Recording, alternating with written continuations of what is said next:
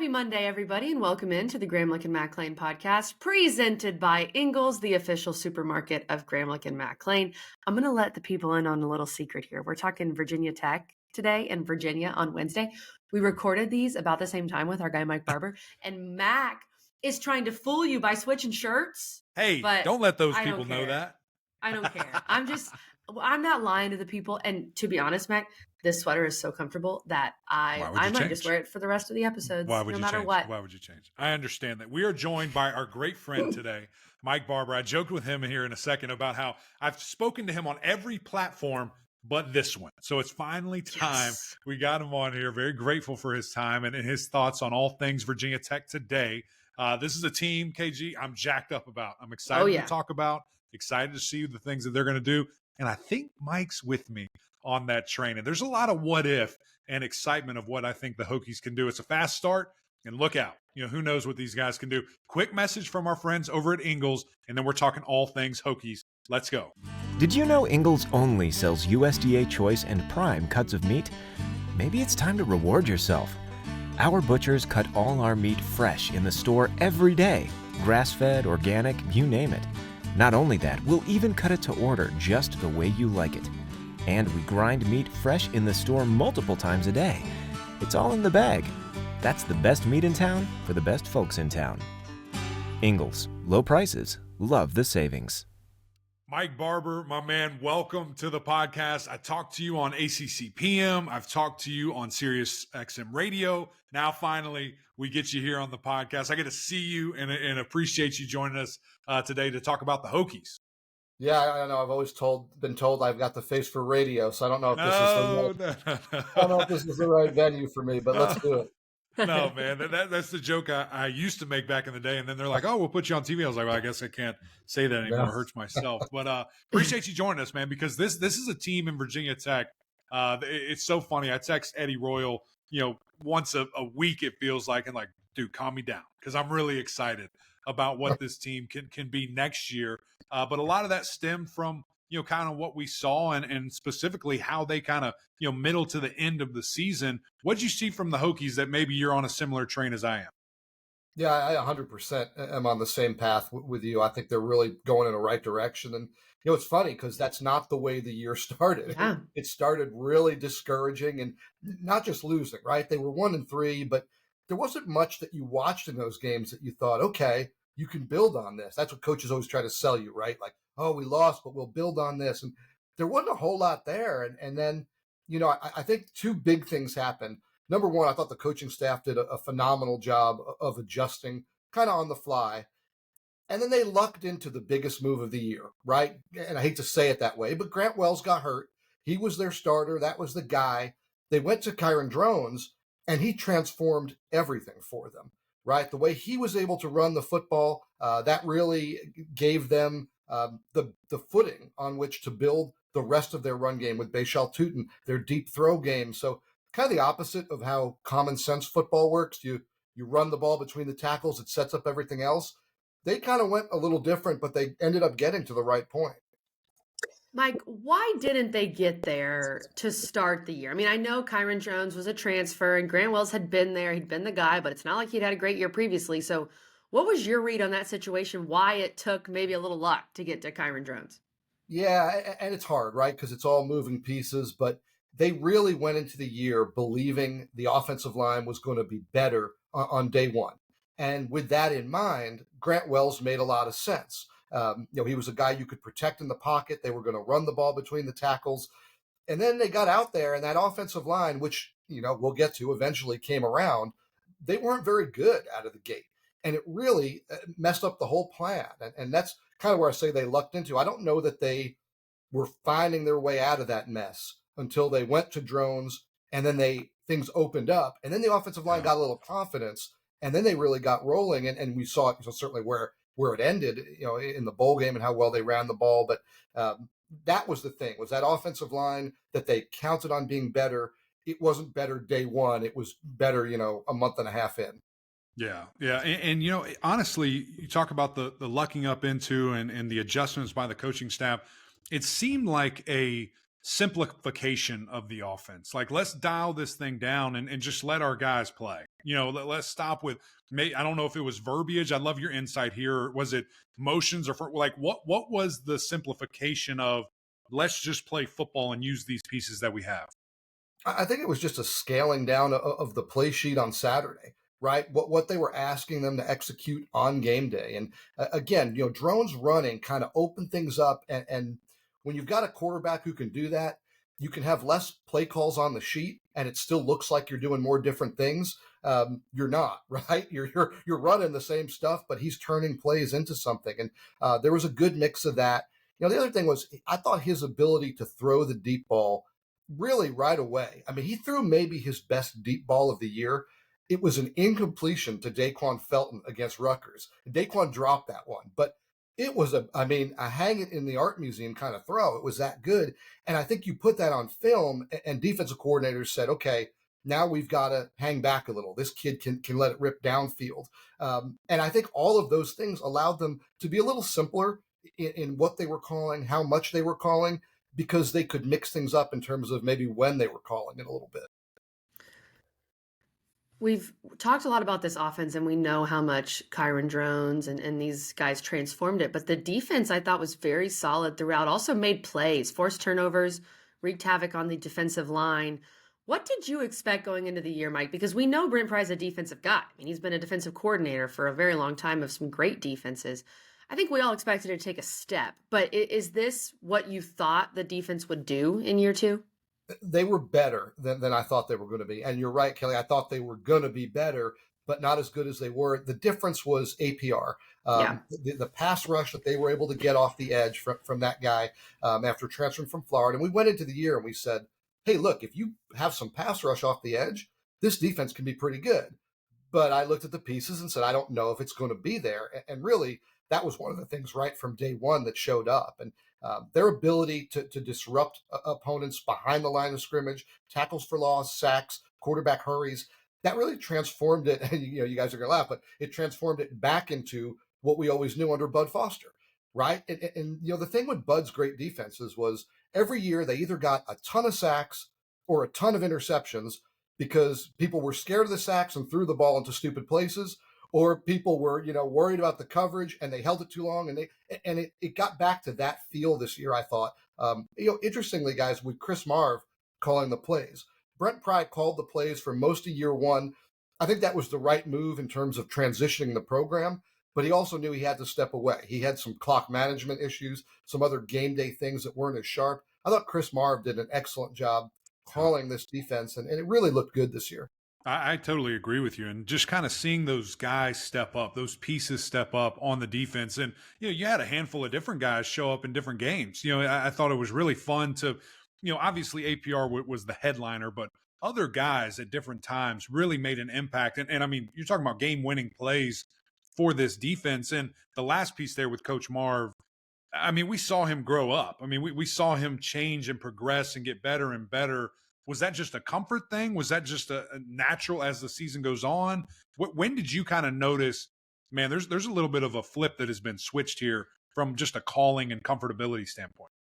I thought it was after that rough kind of start to things because, the defense hung in there in some of those losses. And I thought you could tell he was getting a good feel. And I don't mean this as a criticism. It takes a little time, right? It took a little time for the offensive staff to realize, hey, this line isn't where we think it is. It Sure. took a little time for that defensive staff to realize, hey, we really do have a true pass rush. We don't need to be too exotic in our blitz packages. We don't need to bring too much heat. We've got guys who we line up with 4 down and they can go get it. So I think it just took a few games to maybe for the players to win over the staff.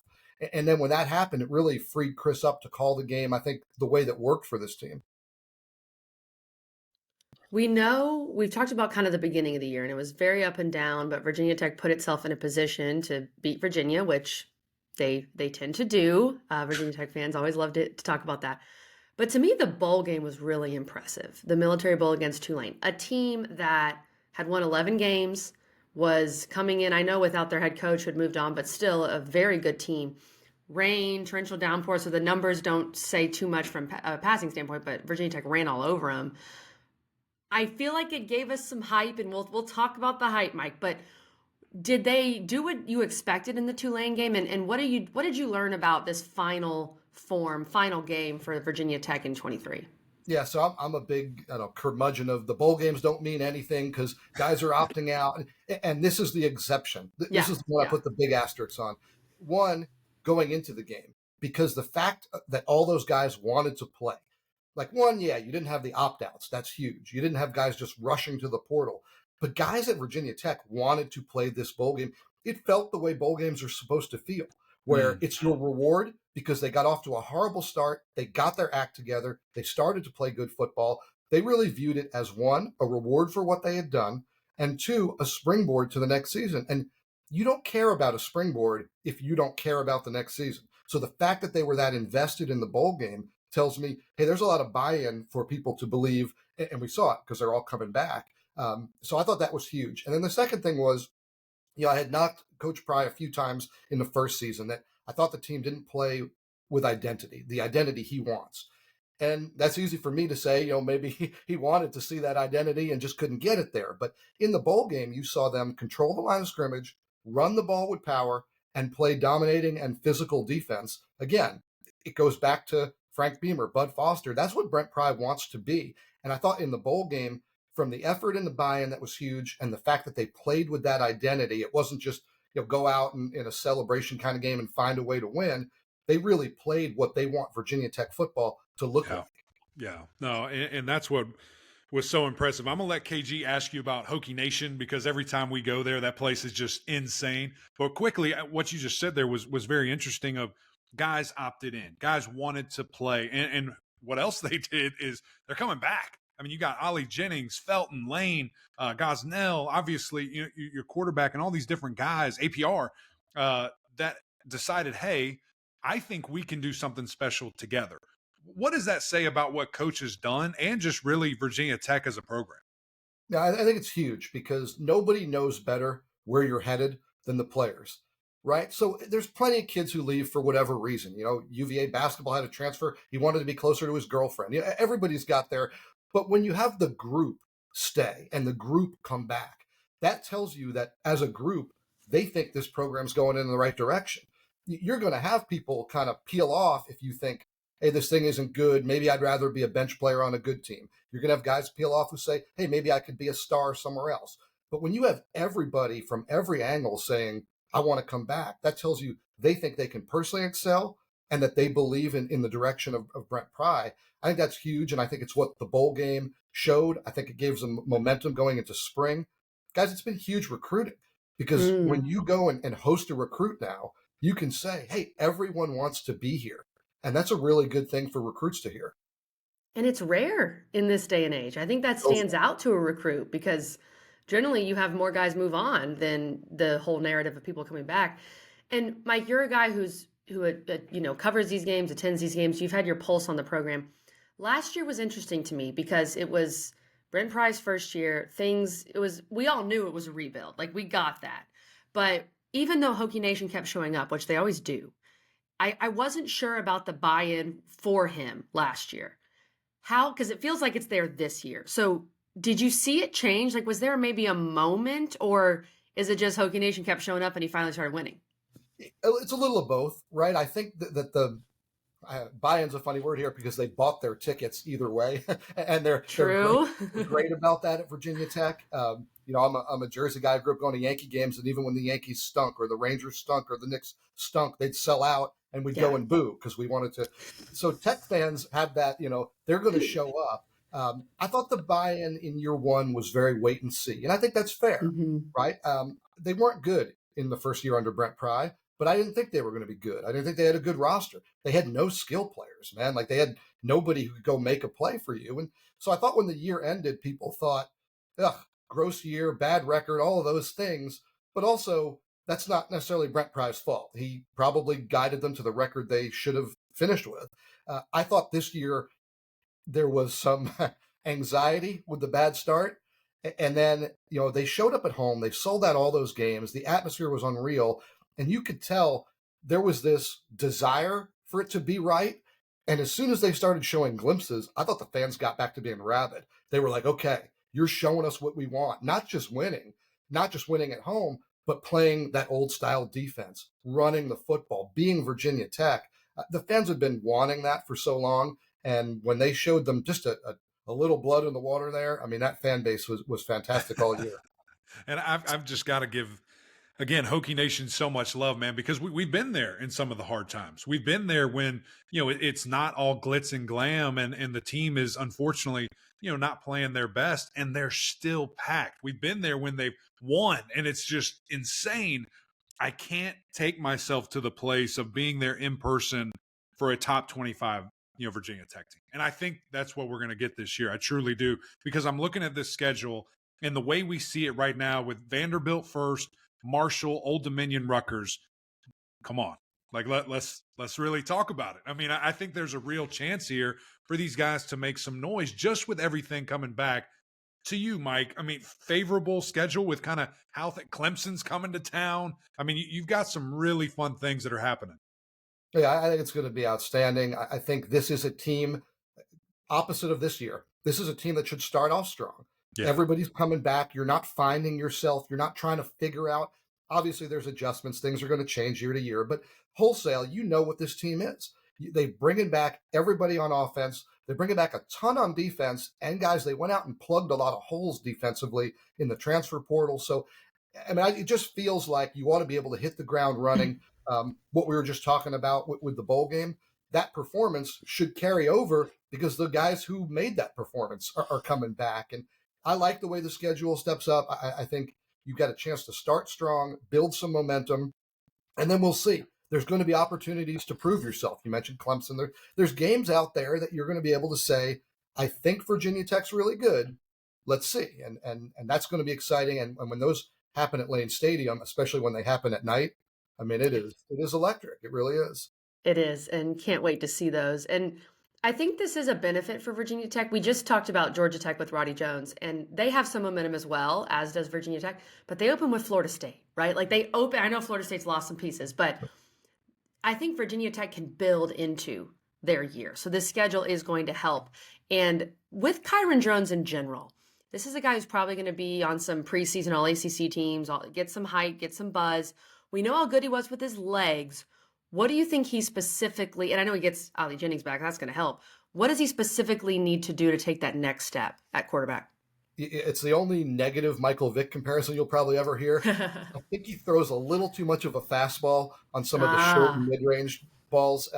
Granted, just because I can't catch it doesn't mean you can't catch it. But I think there's some touch there in the mid-range in the short game that he'll get better at. But his deep ball is amazing. I mean, his arm strength is there. The arm talent is there. He can make all of the throws. He's just got to be a little more consistent, a little more accurate. Having all of those receivers back and guys that he works with and knows, that's going to help, man, because, we can talk, you're calling a game or you're watching a game. You say, you got to get that ball to the back shoulder. But where really is the back shoulder? Where is it physically located? And it's a little different with every guy and how they run every route. And I think the fact that, Daquan Felton's back and Jalen Lane and Ali Jennings, who you mentioned, didn't really get to play, got hurt. I think all of those pieces with Jones, with that experience, I think he's going to take another step in the throw game. And I think they're going to get closer to being a really balanced offense, with the fact that, of course, they always want to have the identity of run the football first. Sure. And when you have a guy like that is such a dual threat, that is more than confident running the football, especially that power and some draw game that they have in there, look out. I mean, that's a great centerpiece. I love what you said there about, just finding that touch and understanding, you can throw the ball differently in different places. I think that comes with just growth as a starter. I mean, we were watching a guy that, it was the first time it was his show. And to see the confidence grow and develop, I think those are all natural, easy things that with a little bit of, here and there practice in the offseason, you get dialed in, man. I've said this for a while now, but he reminds me a lot of Taj Boyd. The way he runs the ball, the way he throws the deep ball, that's exciting. And if he can get the passing to where Taj was, look out. I mean, Virginia Tech is really going to make some noise here. Let's kind of wrap up here with this, man, because we are so excited about the future. There's a lot of pieces coming back. The schedule is favorable in parts.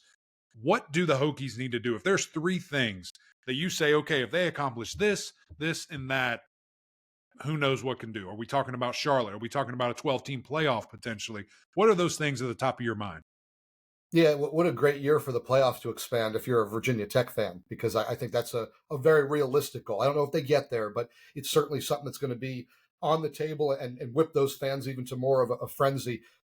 I think they've got some great young pieces at linebacker, which you have to have in this day and age of college football. You have to have the guy who can go sideline to sideline, who can shadow the quarterbacks who are mobile. That development has to continue. And I'm thinking about Kelly Lawson in particular, Jade McDonald. They've got some really good young pieces there in the middle. That needs to come along. They need to get off to the good start. It's not up to the three of us to say that the schedule is favorable. They got to go out and win those games. And I think they're very winnable. I think they're right there. Everything we just talked about. But I think they need that this year to have the kind of season we're talking about. If you come out of the gate and you kind of pussyfoot around it and you have a misstep or two, it's going to take you out of the conversation for these big goals. I still think they'd be good, but they really need to come out of the gate hard. So have drones develop in the pass game, get that athleticism on the field in the right spot at the inside linebacker positions, and live up to the potential early on. Come right out of the gate and win games. Yeah, I love that, man. I actually lied. I have one more for you. Can you imagine a home playoff game at Lane Stadium? My gosh, dude. Come on. Come on. The best part of the expanded playoffs is the fact that we're going to get those on campus. Yes. I mean, I understand why it can't happen in the next round. I get all the business, but that is going to be electric. I hate the fact that some of the top programs aren't going to get that because of the bye. Right. I know they'd rather have the open date, but no, a playoff game in Blacksburg at Lane Stadium, man, that would be something. We've seen some amazing atmospheres, but I think that would be off the charts. I agree, man. I agree. Well, that was a lot of fun. We appreciate you, man. Thank you for joining us and talking a little Hokies today.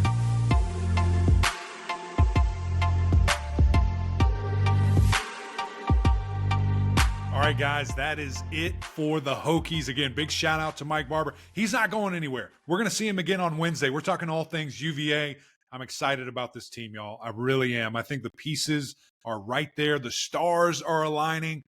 Look out for the Hokies this coming season. I think that they are that close, especially when you have a quarterback as dynamic as Kyron Drones coming back, all those pieces at wide receiver, and that defense led by APR and a couple other guys that I think can take a step next season. Gets me excited, y'all. I'm not saying playoff, but I'm just saying playoff game in Lane Stadium. Come on. We appreciate you guys joining us. We need your help. Come on over to YouTube, subscribe, jump in the comments. It's fun to see people going back and forth, and love you guys always giving us some great appreciation and some love there. So jump on over, hop on this train with us. And of course, the OGs over on Apple Podcasts, rate, review, subscribe there as well. We would greatly appreciate that. But until next time, we'll see y'all.